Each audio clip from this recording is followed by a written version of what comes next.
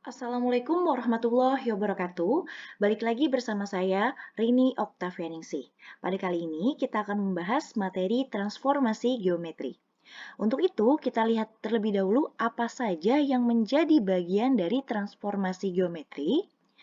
Nah, jadi di dalam transformasi geometri itu akan ada 4 materi yang kita bahas. Yang pertama, ada translasi. Translasi itu adalah pergeseran. Kedua, ada refleksi. Refleksi itu adalah pencerminan.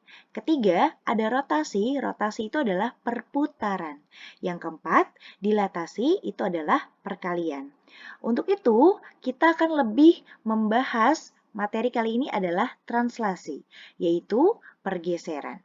Di mana menurut definisi dari translasi itu adalah transformasi yang memindahkan titik-titik pada bidang dengan arah dan jarak tertentu. Oke, kita langsung masuk saja kepada contoh soal. Untuk contoh soal yang pertama, Ibu sudah memiliki contoh soal translasi pada titik. Ya, di mana jika titik A, X, Y ditranslasi oleh T sama dengan AB, menghasilkan bayangan A aksen X aksen, Y aksen. Artinya, ketika ada suatu titik, ya, di mana titik itu adalah X, Y, kemudian ditranslasikan terhadap AB, maka akan menghasilkan suatu bayangan titik. Nah, bayangan titik ini kita simbolkan sebagai aksen, teman-teman. Jadi, X aksen, Y aksen. Itu adalah bayangannya. Nah, dengan rumus sebagai berikut. X aksen Y aksen itu sama dengan XY titiknya ditambah translasinya gitu ya. Ini kan berarti hampir mirip dengan penjumlahan matriks gitu ya. Nah, sebagai contoh yang pertama, tentukan bayangan titik B 5,-7 jika ditranslasi oleh T sama dengan -4, -2. Oke, sekarang kita jawab. Kita sudah punya titik nih. Titiknya adalah B-nya ya. Titik B itu adalah titik. Nah, berarti yang 5 ini sebagai X gitu ya. Yang -7 ini sebagai Y, betul. Nah, translasi yang -4-nya sebagai A, -2-nya sebagai B. Tinggal kita substitusikan ke dalam rumus. XY berarti 5 -7 ditambah -4 -2. Ini penjumlahan matriks di mana posisi dijumlahkan dengan posisi yang sama. Berarti ini 5 ditambah -4 berapa? Gitu ya. Kemudian ini -7 ditambah -2 berapa? Gitu. Maka dari itu, X aksen sama dengan 1, Y aksen sama dengan -9. Ini kita juga bisa membacanya dengan matriks kesamaan ya teman-teman. Nah, maka dari itu hasilnya, karena di sini B, berarti yang ditanya adalah bayangan, berarti bayangan titik B. Jadi, B aksen sama dengan 1,-9. Jadi, seperti itu ya teman-teman ya. Semoga dapat dipahami. Oke, sekarang kita masih bersinggungan dengan translasi pada titik. Untuk contoh yang kedua, ada soal hasil translasi R 6,5 oleh translasi T1 sama dengan 4-3 dilanjutkan. T2, translasi yang kedua yaitu -2, 7 adalah. Nah, oke, berarti ini sekarang kita jawab ya. Berarti kita punya titik nih teman-teman. Titiknya apa? Titik R, di mana 6-nya itu merupakan X, 5-nya itu berupa Y. Nah, di sini teman-teman bisa lihat, dia ditranslasikannya sebanyak 2 kali teman-teman. Ada translasi yang pertama, ada translasi yang kedua. Maka dari itu, rumusnya akan menjadi R aksen-aksen. Karena dia ditranslasikannya sebanyak 2 kali. Berarti bayangannya akan ada 2 gitu ya. Berarti otomatis kalau teman-teman ketemu soal yang ditranslasikan sebanyak 3 kali, berarti bayangan atau aksennya ada 3. Tinggal kita substitusi deh, ya kan? Nah, di sini berarti kan sebagai A-nya ya. Di sini sebagai B-nya, ini juga sama. Ini A-nya, ini B-nya. Kita substitusikan ke dalam rumus. Berarti ini 6 ditambah 4 ditambah -2 gitu ya. Hasilnya 8. 5 ditambah -3 ditambah 7 hasilnya 9. Maka dari itu, R aksen-aksen sama dengan 8,9. Oke, semoga dapat dipahami. Sekarang kita masuk contoh yang ketiga. Contoh yang ketiga, diketahui A aksen 9, -4 adalah hasil translasi titik A 3, -5 oleh translasi. Translasi T akan memetakan titik B 2,4 ke titik. Nah, sebenarnya untuk contoh soal nomor 3, itu ditanyanya adalah bayangan titik B gitu ya. Bayangan si titik B ini. Nah, kita lihat dulu nih.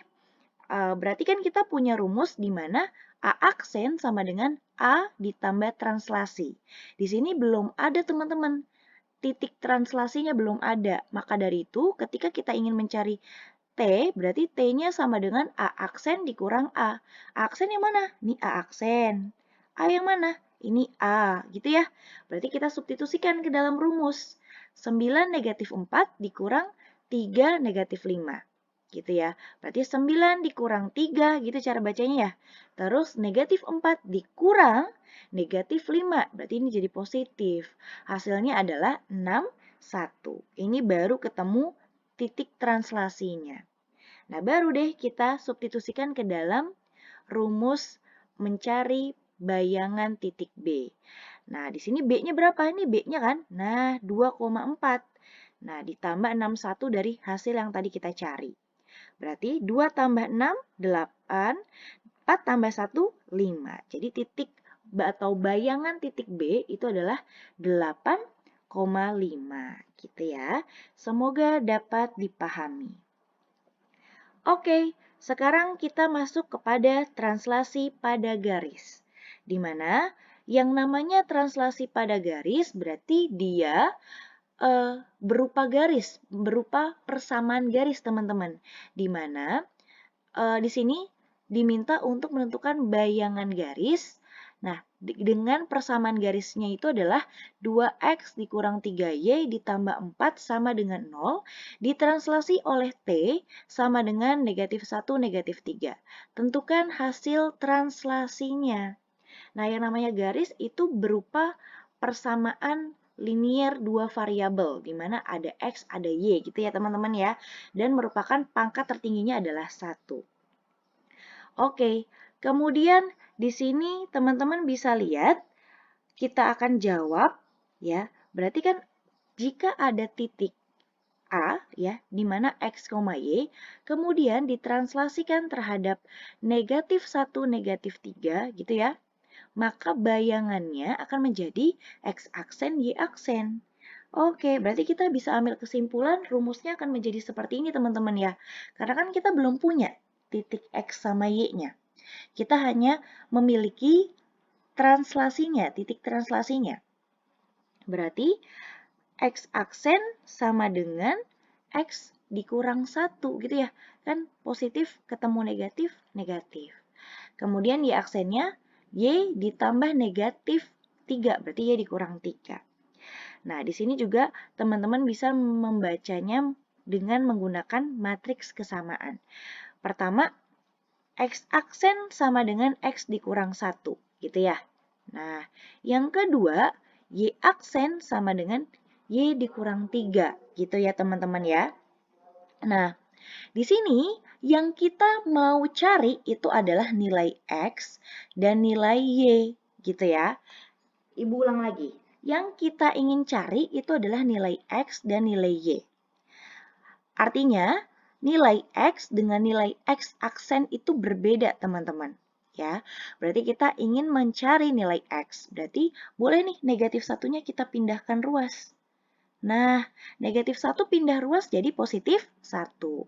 Berarti X aksen tambah 1 sama dengan X. Berarti nilai X-nya sudah berubah menjadi X aksen tambah 1. Nah, berarti sama halnya dengan ini. Berarti ibu mau cari nilai Y, berarti negatif 3-nya pindah ruaskan. Berarti Y aksen ditambah 3 sama dengan Y. Berarti nilai Y-nya juga sudah berubah menjadi Y aksen ditambah 3. Kemudian kita bisa substitusikan ke dalam persamaan garis yang ada di dalam soal. Persamaannya apa? 2x dikurang 3y ditambah 4 sama dengan 0. Nah, ini kan ada nilai x, ya kan? Ada nilai x, ada nilai y. Nah, x-nya kita ganti dengan x aksen tambah 1, y-nya kita ganti menjadi y aksen ditambah 3. Maka dari itu hasilnya seperti ini. Nah, setelah itu ini dikali pelangi. 2 dikali x aksen, 2 dikali 1, ini juga sama. Negatif 3 dikali y aksen, negatif 3 dikali 3 ditambah 4. Oke, gini ya. 2x aksen tambah 2. Ini juga sama. Negatif 3y aksen dikurang 9. Nah, ini kita turunin karena ini nggak boleh dikali pelangi karena dibatasi oleh penjumlahan. Setelah itu, kita kelompokin dari variabel x, variabel y, sampai ke konstanta. Hasilnya adalah 2x aksen dikurang 3y aksen ditambah 2 dikurang 9 ditambah 4. Ini berapa nih? 2 dikurang 9 ditambah 4, yaitu negatif 3. Kita jabarin lagi. 2x aksen dikurang 3y aksen dikurang 3 sama dengan 0. Jadi, hasil translasinya adalah 2x dikurang 3y dikurang 3 sama dengan 0. Jadi, aksennya di sini tinggal kita hilangkan. Itulah hasil bayangannya.